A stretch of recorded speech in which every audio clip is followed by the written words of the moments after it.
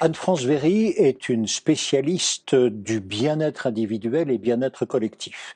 Elle travaille avec de nombreuses entreprises, des comités de direction, des comités exécutifs en Belgique, en Suisse, en France et même à l'île Maurice. Merci beaucoup Anne-France d'avoir fait le voyage depuis Bruxelles. Vous avez une philosophie, si je la traduis, elle dirait à peu près ceci: je suis bien dans ma vie, je suis bien dans mon travail, je suis bien dans mon travail, je suis bien dans ma vie, et tout cela me fait du bien. Oui, mais on l'a vu avec le témoignage qui vient de précéder, même si pour ces deux entreprises-là, cela s'est à peu près bien passé. En Belgique comme ailleurs, en France, il y a plein d'entreprises où ce fut beaucoup plus chaotique, où il y avait des pertes de repères importantes. Comment fait-on dans ce cas-là pour tenir le pot droit, si je puis dire, garder le moral, être serein, être apaisé? Oui, 4 jours. 4 jours pour que toutes nos santé soient dans le chaos. Notre santé physique, notre santé émotionnelle, notre santé relationnelle, notre santé économique, notre santé technologique. Alors effectivement, quel chaos, Thierry. Et la philosophie d'accompagnement que j'appelle l'aido-performance, je suis bien dans mon travail quand mon travail me fait du bien, a été au cœur des accompagnements que j'ai voulu prendre soin de donner à des équipes à bout, à des comités de direction ne sachant pas où aller, à des personnes complètement désabusées, terrassées. Le sol s'est dérobé. Et donc ce voyage de l'aido-performance que je vais vous partager en fait, et cet alignement entre 3 fenêtres, 3 paysages qui vont baliser notre voyage, un voyage d'inspiration. Croire en soi. Comment finalement je peux fabriquer ma sérénité. Comment je mets mes limites là où il y avait plus d'heures de travail à pas d'heures. Comment finalement je révèle aussi mon potentiel. On a vu ces deux entrepreneurs nous témoigner que de nombreux talents se sont révélés pendant cette crise. La deuxième sphère, la sphère de la relation. Comment je colore le monde qui m'entoure? Comment je peux faire confiance? On en a beaucoup parlé. Comment je peux gérer un conflit s'il y en a, parce qu'il y a eu des peurs, il y a eu des désastres, des énervements. Et la troisième fenêtre, la troisième sphère de l'aido-performance, c'est comment je prends ma juste place. Prendre sa juste place dans ce chaos, comment faire? Et donc c'est avec ces 3 fenêtres que j'ai envie de nous inviter à prendre quelques minutes pour ce voyage d'inspiration. On est parti avec vous sur ce premier voyage. Donc, première étape du voyage, c'est soi-même. C'est bien ça? C'est ça. Donc, mettons peut-être le focus parce que tout commence par le regard. Donc, mettons un regard déjà à l'intérieur de nous. Qu'est-ce qui s'est passé?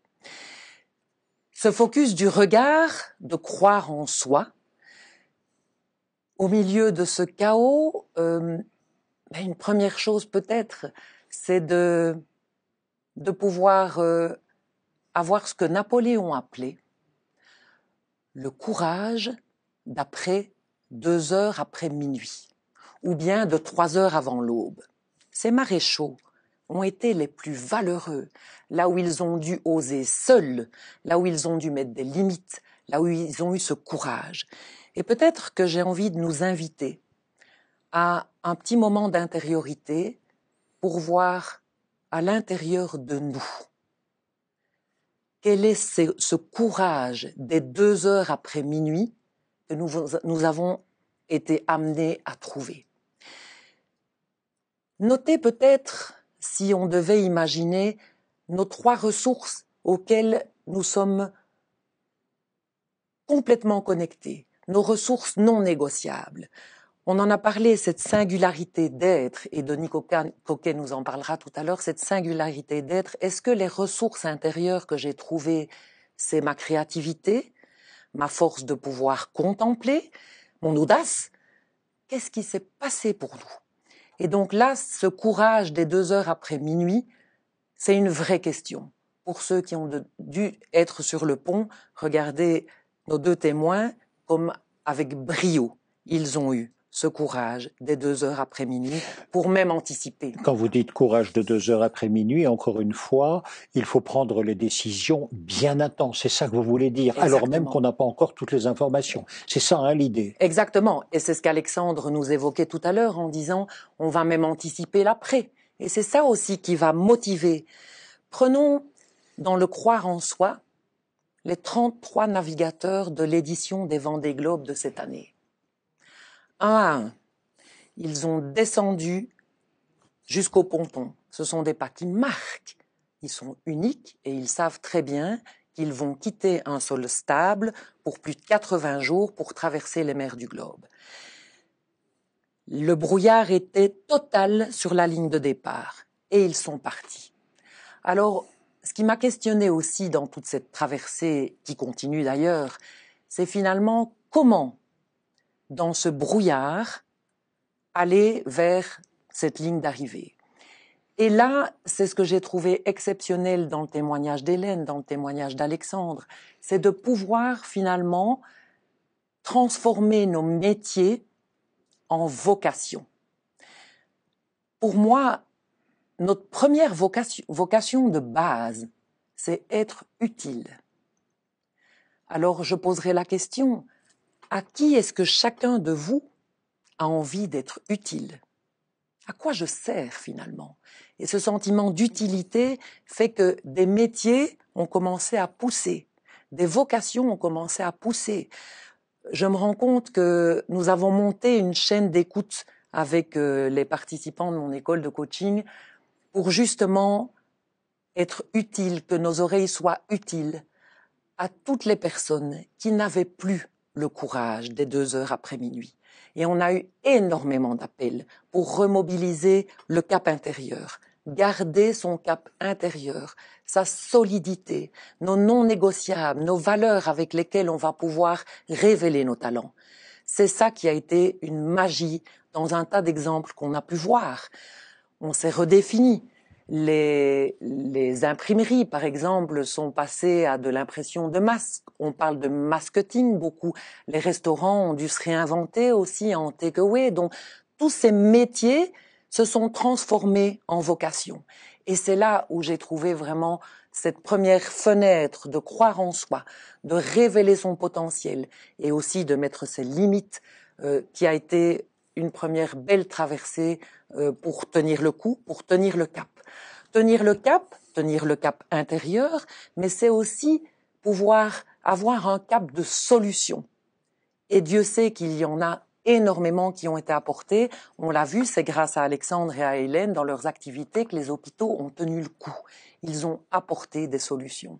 Et là, quelles solutions dans notre ajustement créateur nous pourrions, nous, apporter pour passer, peut-être on parlait de peur, pour passer de la résignation à la reconversion, la première liberté en fait, la plus belle des libertés, c'est de s'affranchir de nos peurs.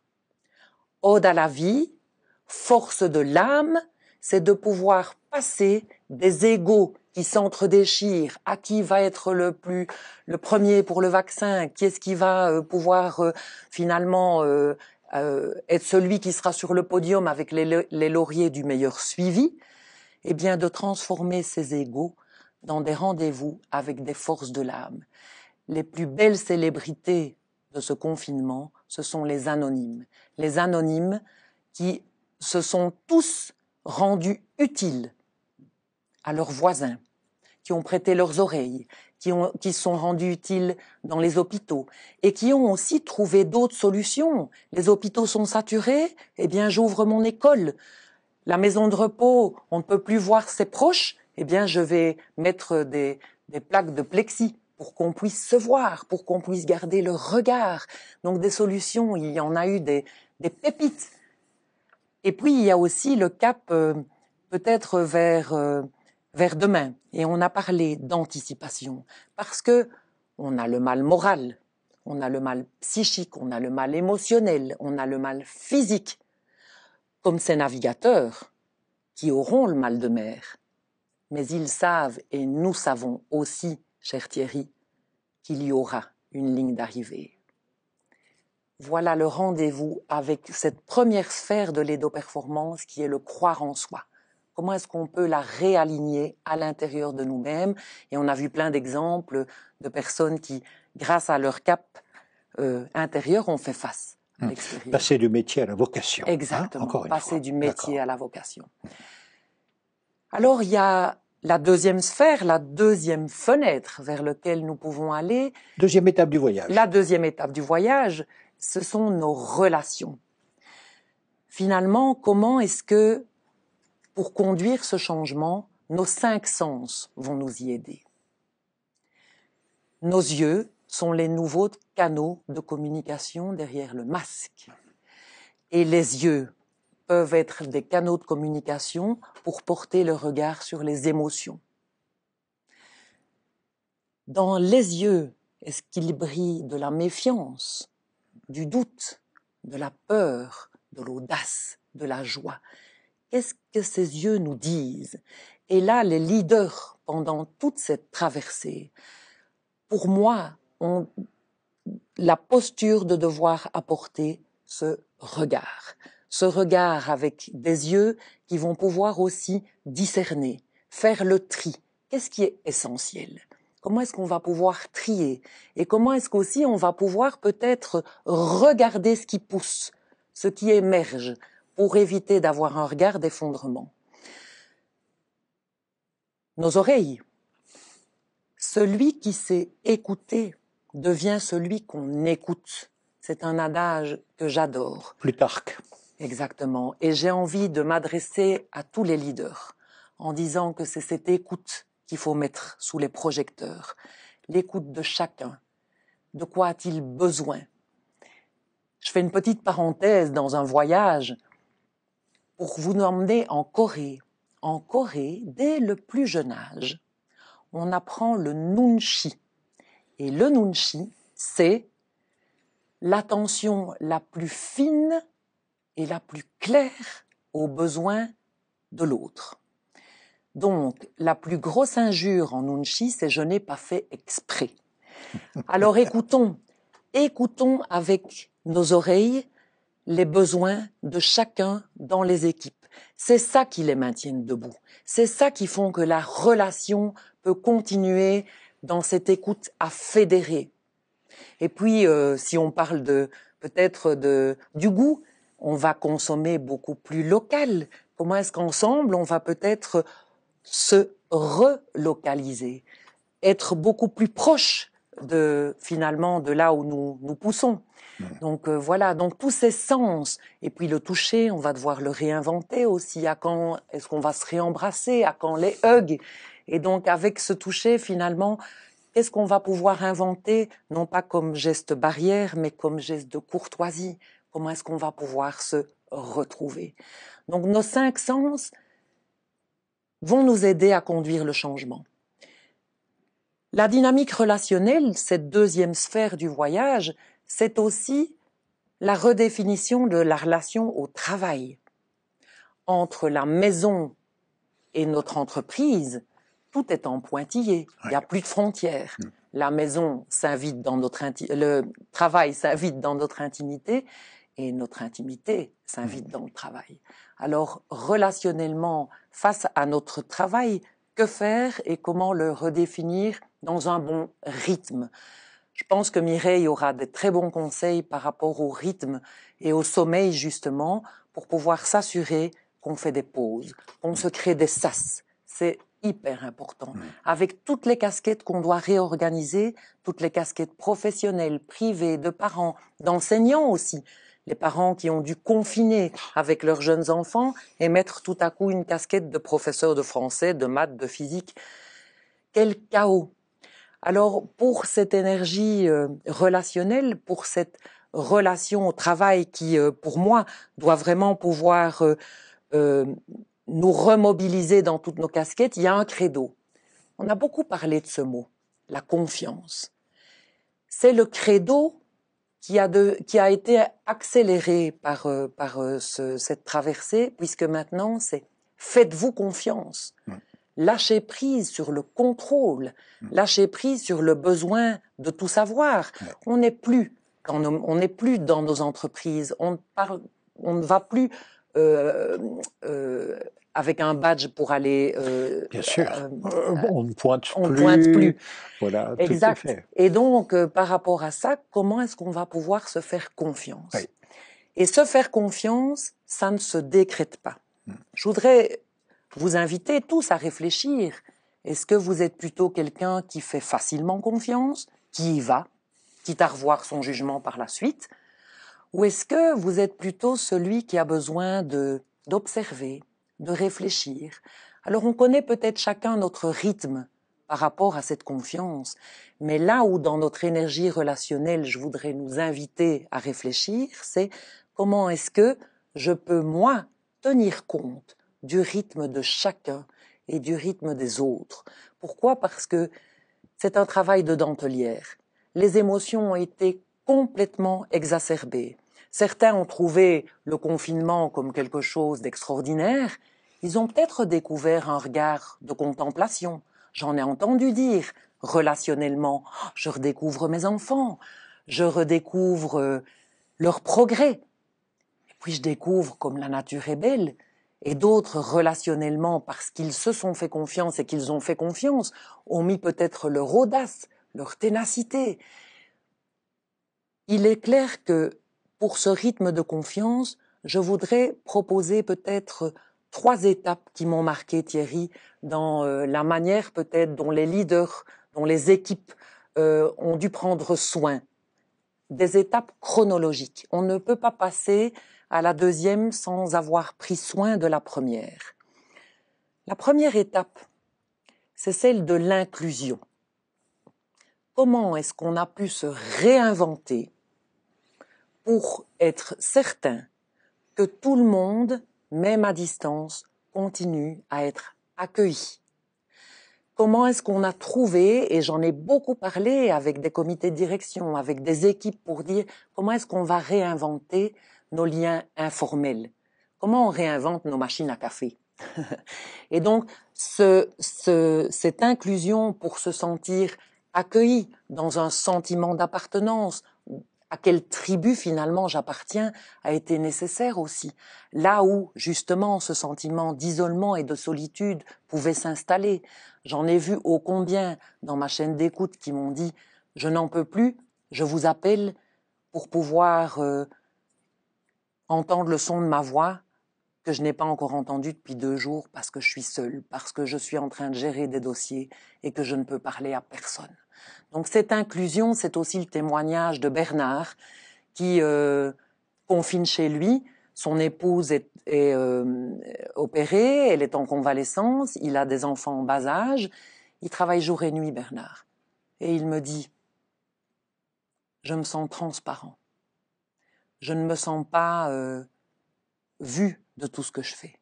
Et donc, du coup, où est cette inclusion dont j'ai tellement besoin? Nous avons 2 besoins fondamentaux, la reconnaissance et l'amour. Donc, comment est-ce qu'on peut, et qu'est-ce que vous avez fait peut-être dans vos entreprises pour soigner cette inclusion? Sans la première, on ne peut pas passer à la deuxième. Et la deuxième, c'est celle de la légitimité. On est dans une intelligence collective, on parlait de comment tenir le coup en équilibre et en confiance en soi, mais en équilibre et en confiance dans le collectif. Il n'y a plus de sachants aujourd'hui. On a besoin finalement de tous partager notre créativité et le savoir des uns et des autres. Comment est-ce qu'on peut partager? Et donc, je voudrais peut-être faire une petite invitation à chacun de noter les quelques collègues, les personnes, les relations du monde qui les entoure. Et de se poser cette question-ci. Comment est-ce que je connais parfaitement les talents, le savoir-faire, les compétences de ceux qui m'entourent? En Belgique, Thierry, 85% des burn-out ne sont pas dus à des surcharges professionnelles, mais sont dus à des mauvaises qualités relationnelles. On ne se connaît pas, on se connaît peu, on se connaît mal. Et donc cette deuxième étape relationnelle qui est à la rencontre de nos légitimités, nous sommes tous légitimes, nous avons tous des talents. Comment est-ce que je vais pouvoir les faire rayonner, en faire profiter les autres? Et c'est là où peut-être que certains se sont découverts des nouveaux talents, parce qu'ils ont été puisés, parce qu'ils se sont regardés mutuellement les uns les autres, parce qu'ils se sont stimulés. Donc cette deuxième étape de la légitimité, elle est hyper importante et elle ne pourra avoir lieu que si je me sens accueilli, que si je me sens inclus dans la tribu. Et ça a été tout le travail avec les merveilleux exemples qu'Alexandre et Hélène ont donné, tout ce travail de pouvoir justement se regarder mutuellement avec ce regard de légitimité. Ce n'est qu'après ces deux étapes, l'accueil, l'inclusion, la légitimité, qu'on peut arriver à ma chère amie, qui demande pas mal d'humilité, mais que j'adore et que je chéris, qui est celle de l'authenticité. Sois toi-même, les autres sont déjà pris. N'essayons pas de cloner les autres, ayons notre propre singularité. Et l'authenticité, c'est ce qui m'a semblé très très important de nouveau pour cette traversée. L'authenticité, ça permet de pouvoir reconnaître des erreurs. Nous sommes tous dans un voyage d'expérience, dans l'inconnu, on pilote à vue, on n'avait pas prévu tout ce qui se passe. Et pourtant, finalement, comment pouvoir continuer à avancer? Et donc cette authenticité, c'est « ok, j'expérimente. Et si je fais une erreur, eh bien ce sera une expérience. » L'authenticité, c'est aussi la culture du feedback. Imaginons, on a un dé, Thierry, et que nous jouons au feedback du GAQ. Grâce à quoi? Grâce à quoi avons-nous bien fonctionné?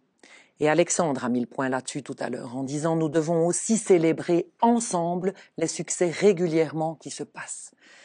Quelle est la culture de feedback dont on doit prendre soin pour insuffler les merci et les bravos? Grâce à quoi on s'en est sorti? Grâce à quoi ça s'est bien passé?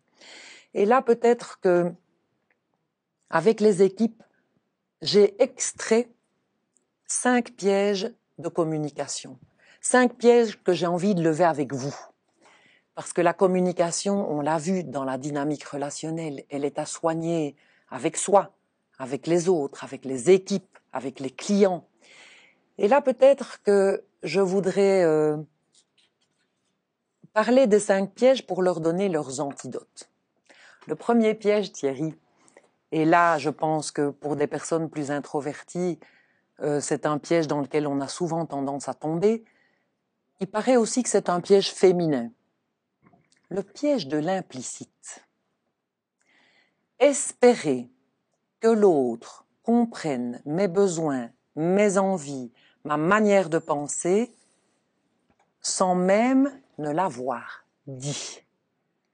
C'est l'histoire aussi qui se passe dans des vieux couples. Hein. Tu sais quand même bien que tous les dimanches matins, j'ai besoin de lire mon journal jusqu'à 10 heures. Oui, je le sais quand même bien, mais si régulièrement tu ne me le répètes pas et que tu ne me l'explicites pas, ça va créer des frustrations.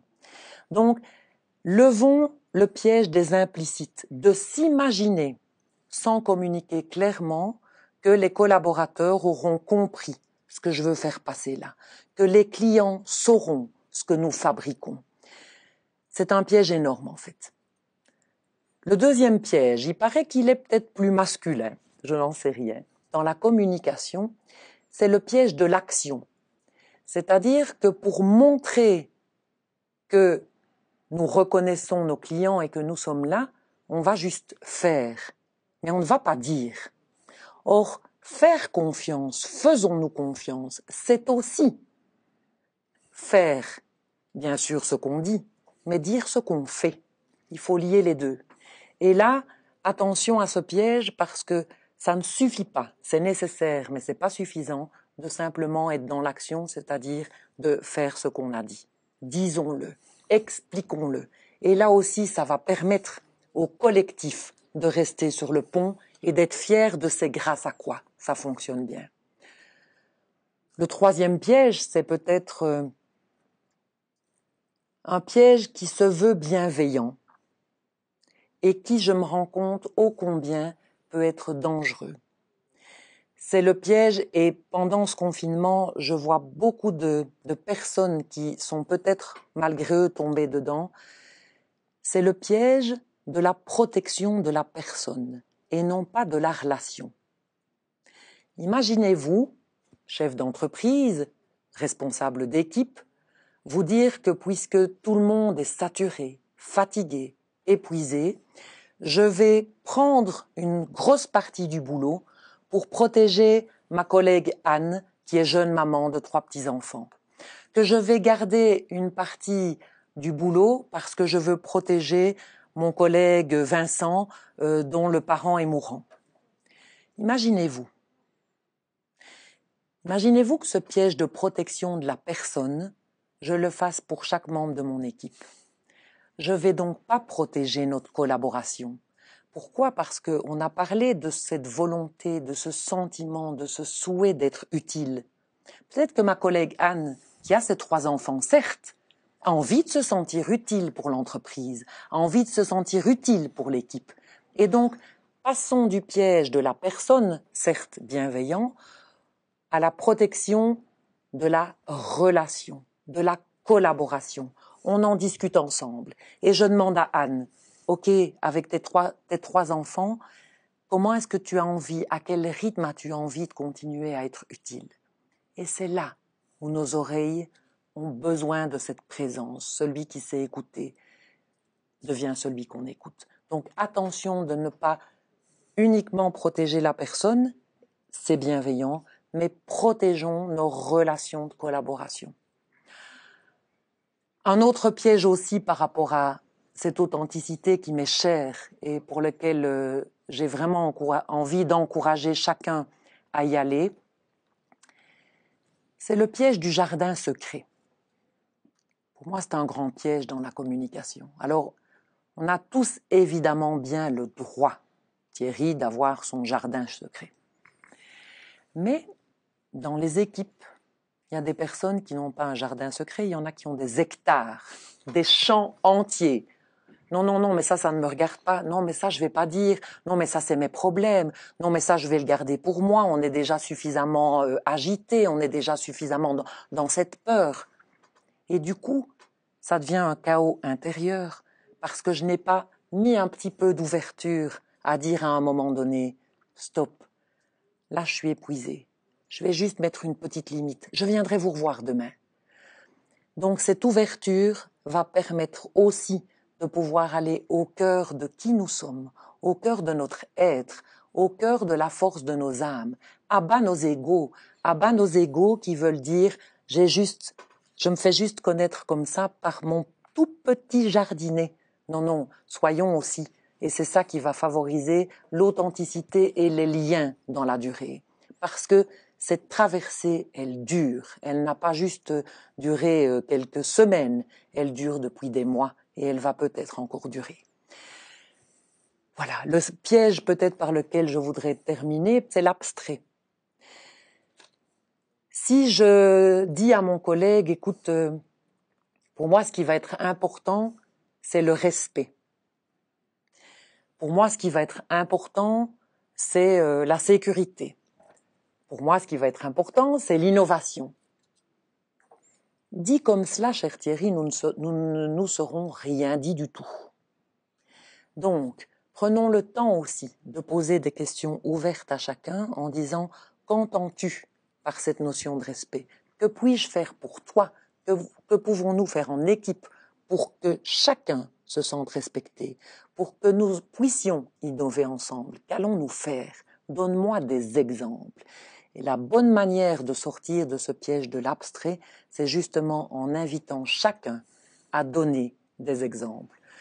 Donc voilà, cette dynamique relationnelle, c'est aussi prendre conscience que les autres sont nos alliés.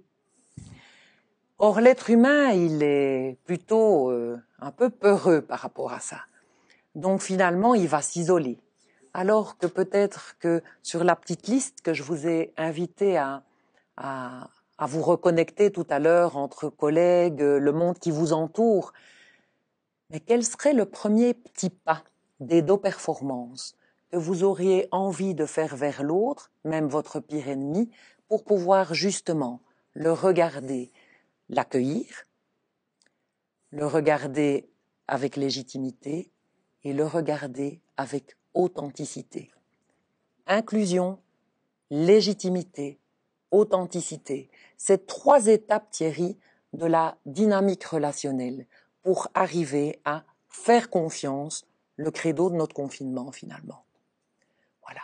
Ça, c'est vraiment notre traversée peut-être de se faire confiance aux autres, et puis arrive prendre sa juste place. Alors ça, c'est la troisième étape du voyage. Ça, c'est la troisième étape du D'accord, voyage. allons-y alors, Voilà. Anne-France. Alors donc, la troisième, croire en l'autre, je vais dire. Croire en l'autre. Et donc, prendre sa juste place.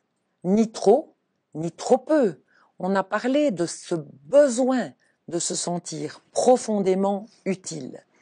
Alors là, avoir sa juste place, ça va être d'avoir cette discipline, cette rigueur, cette attention, ce nunchi, de ne délaisser personne. Comment est-ce que je vais m'assurer qu'on est tous ensemble et qu'on va être dans ce climat d'appartenance? Ne délaissons personne. À qui aujourd'hui n'avez-vous peut-être pas suffisamment pensé?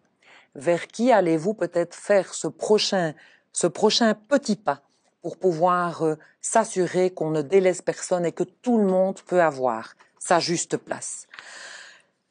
La juste place, c'est ce besoin de soigner le contenant, le climat de travail, et également le contenu, la clarté de nos messages pour pouvoir s'assurer que chacun est à sa juste place. Et pour travailler le contenu, je vais peut-être vous inviter à un petit coaching muet, Thierry. Peut-être vous est-il déjà arrivé de ressortir d'un échange, d'une réunion, d'un entretien, avec le sentiment que c'était peut-être pas très confortable, c'était peut-être pas ce que vous vouliez. En tout cas, moi, dans les entreprises que je fréquente, je vois ô combien de réunions bien inutiles. Et Dieu sait qu'avec cette traversée, on a voulu optimiser le temps parce qu'on a une nouvelle relation dans le temps, dans l'espace, enfin tout s'est bouleversé. Et donc, dans le petit coaching muet que je voudrais vous inviter à faire, et que tout le monde peut faire, bien sûr, c'est de pouvoir réfléchir dans cette réunion inefficace, dans cet entretien qui n'a pas bien abouti, quelle case vous a manqué? Alors, qui nous manque des cases le soir ou le week-end volontiers, mais ici, dans la clarté du contenu, il est important de pouvoir s'assurer que 5 cases sont remplies. 5, pour que chacun se sente à sa juste place, pour que chacun se sente utile, pour être dans cette troisième sphère de la juste place. Alors la première case, question à poser, c'est quel est l'objectif? Quel est l'objectif de notre réunion? Quel bon vent nous amène? Quel est l'objectif de notre réunion? Sans cette case, on repart dans la confusion. Et Dieu sait que cette confusion, on a bien besoin de s'en passer. C'est déjà suffisamment le brouillard à l'extérieur, même si on sait qu'il y a la ligne d'arrivée. La deuxième case à remplir, c'est le savoir-faire. Alors là, c'est vraiment une question ouverte que j'invite le leader qui mène sa réunion, qui donne sa juste place à chacun, c'est justement de poser la question, ok, de ce que nous allons démarrer là, comment vas-tu t'y prendre? Je ne dois pas implicitement, mon piège de tout à l'heure, m'imaginer que ce que je vais te demander là de faire, tu le maîtrises. Parce que s'il manque cette case et que vous n'osez pas me le dire, ça va engendrer une énorme anxiété. Donc, deuxième question et deuxième case à remplir, c'est comment allons-nous nous y prendre? Et répondons-y ensemble. Ne laissons pas la personne seule y réfléchir. Elle aura une boule au ventre, elle va être stressée, ce sera l'anxiété et il n'y a pas besoin de mettre cette peur au ventre aux manettes. La troisième case, c'est celle des moyens. J'ai eu pas mal de responsables qui m'ont dit, mais finalement, ok, on a nos objectifs de début d'année. On vient de terminer nos entrevues annuelles, les collaborateurs vont voguer, vont y aller. Et puis finalement, avec ce confinement, ce télétravail, cette relation à distance, mais quels sont les moyens que nous allons pouvoir nous donner pour s'assurer que chacun sera relativement confortable dans sa manière de pouvoir continuer à travailler. Pas plus tard que hier, j'accompagnais une équipe qui dit, mais finalement, on doit pouvoir, notre question chapeau, la question la plus importante, c'est de pouvoir s'assurer que tous les collaborateurs sont suffisamment équipés que pour pouvoir assurer leurs objectifs à distance. Quand tout est sans frontières, quand ma salle à manger est ma cuisine, est mon bureau, est ma salle de travail scolaire, comment faire?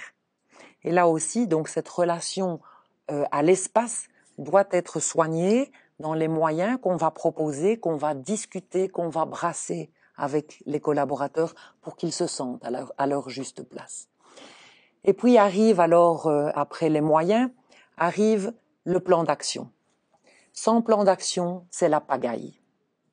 Qui commence par où, pour quand? Et là, ce qui m'intéresse dans ma philosophie de l'édo-performance et de mon approche des petits pas, c'est que ce que j'ai beaucoup invité à faire par les équipes, je leur ai dit, saucissonnez vos objectifs annuels, vos objectifs de ce que vous vouliez peut-être atteindre fin de l'année, en sous-objectifs, en plan d'action, en petits pas, pour que régulièrement, chacun puisse être reconnu à sa juste place, reprenons le cas du collègue Bernard dont je vous parlais tout à l'heure, pour qu'il puisse régulièrement dire « tu l'as atteint, continue ». On va baliser par des petits caps, par des petits pas. Et c'est là où être à sa juste place, c'est autant dans l'accueil, dans le contenant qu'on va devoir prendre soin de ne délaisser personne, mais également dans le contenu, c'est-à-dire dans la clarté des 5 questions. Quel est l'objectif? Comment maîtrisons-nous vers où on va? Comment on va s'y prendre?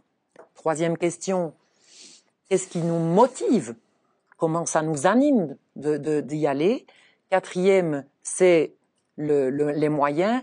Et la cinquième, c'est le plan d'action, la pagaille. Voilà, notre voyage de l'édo-performance, je voudrais peut-être interroger le fait de vous questionner sur quelles sont les chaussures usées ou les mauvaises chaussures avec lesquelles jusqu'à présent nous avons marché et qui ne sont pas dans l'édo-performance. Quels sont les lacets que je pourrais enlever, commencer à enlever pour mettre mes chaussures d'édo-performance, mais mes chaussures d'édo-performance sans scrupule. Scrupule, c'est le petit caillou qu'on a dans notre chaussure, hein, c'est le dérivé de scrupulus, le petit caillou pointu qui fait mal. Eh bien, quand nous marchons dans nos têtes, quand nous cheminons par rapport à toute cette traversée, et que nous avons une once de doute, d'inquiétude, ce petit caillou-là dans nos pensées va nous empêcher d'avancer. Donc c'est croire en soi, se faire confiance aux autres, mais c'est aussi faire confiance à la vie, pouvoir oser. La confiance, c'est réussir à oser ce qu'on n'a pas encore fait. Donc ce voyage des 3 sphères de confiance, c'est vraiment là le cœur, je pense, de la manière de continuer dans l'équilibre des équipes, dans l'équilibre de soi, dans l'équilibre de nos systèmes.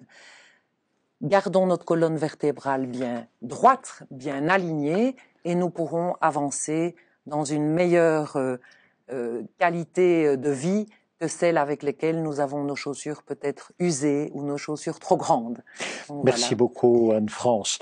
Devant donc le chaos, lorsque les repères disparaissent, Anne-France vous dit en 3 phrases, confiance en vous, est-ce que vous croyez vraiment dans ce que vous êtes? Confiance dans l'autre ou dans les autres, et puis aussi, dit-elle, confiance dans la vie. Et c'était quand la dernière fois que vous avez osé quelque chose de nouveau, par exemple? Avec ces 3 points d'appui, repartons, si vous le voulez bien, vers nos 2 témoins, vers nos 2 entrepreneurs, et voyons avec eux la deuxième séquence, le deuxième temps. C'est le moment où on a l'impression que le chaos se poursuit et que cela devient une vitesse de croisière.